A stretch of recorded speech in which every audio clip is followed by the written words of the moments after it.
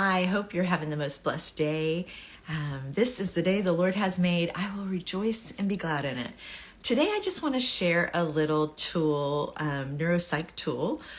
For those of you who deal with disassociation, it is very common that people disassociate for lots of different reasons.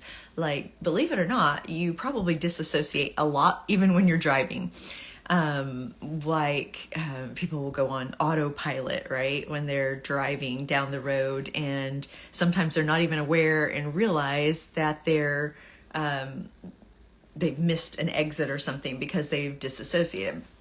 So disassociation, we know today, can be a whole lot more common than people used to think. People thought, oh, well, a person who disassociates is crazy. So I come from a field of being in the counseling field and neuropsych field for over 30 years. So when I first went into the field, the diagnostic criteria and things like that were so different than they are today. But here today, I'm here to tell you that many people disassociate for lots of different reasons. So this morning on our meditation group, we do a free meditation group. You're welcome to join on Tuesdays and Thursdays. It's at 6 a.m. Central Standard Time. And getting ready to do another one or two on different times for those who want to jump on and do something like that. But wanted to just kind of share, when we were on that, we were talking about disassociation, and it's much more common that people can talk about it today and not feel so bad about it.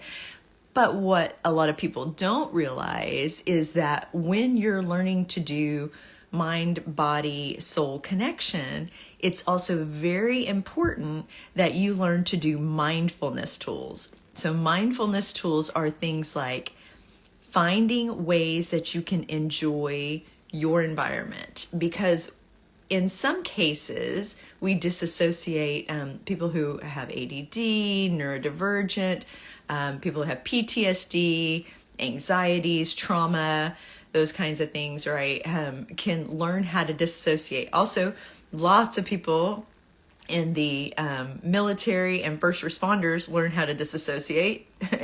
It's not a good idea to be connected to your emotions when you need to go out and, fight a battle, or to be there, on an emergency situation where somebody has had a car accident or things, right? So it's common to have a detachment or disassociation from those emotional sets in the body.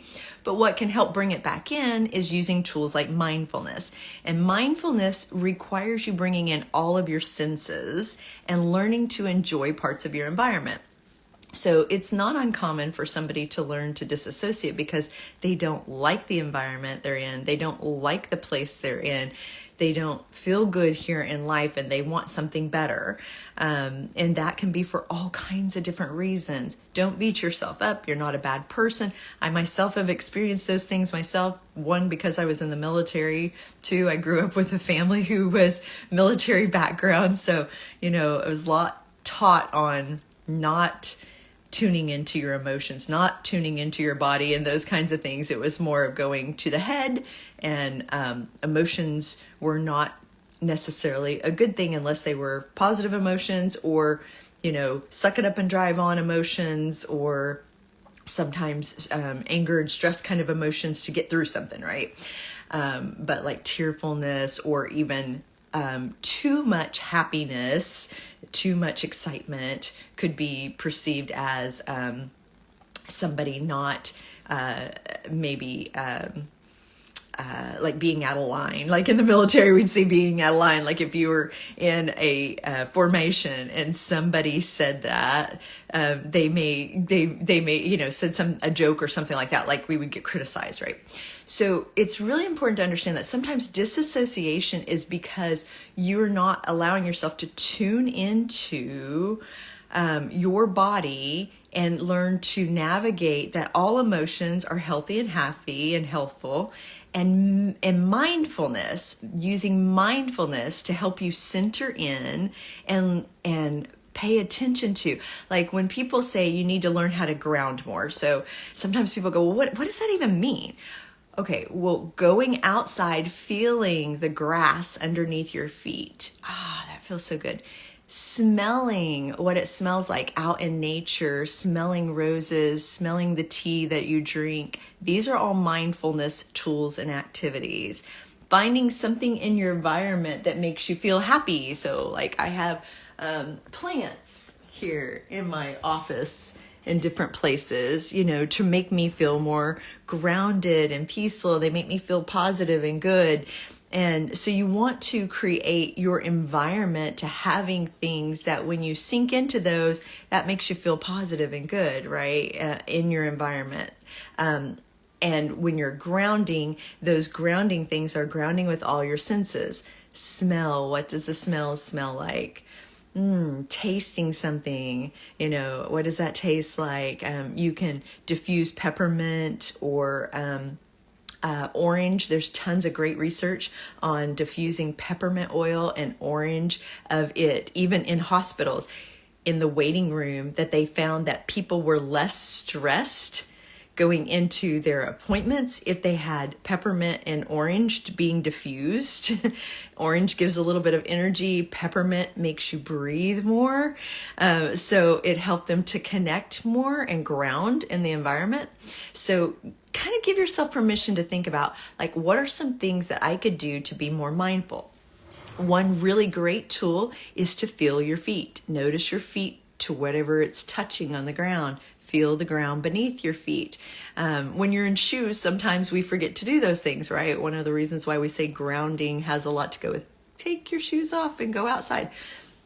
Some people can't do the take your shoes off and go outside. I should say my daughter is ADD and has some neurodivergent, and she actually feels like it's painful when she touches the ground, the grass. And so people who have sensory things, some things aren't going to work for you like others.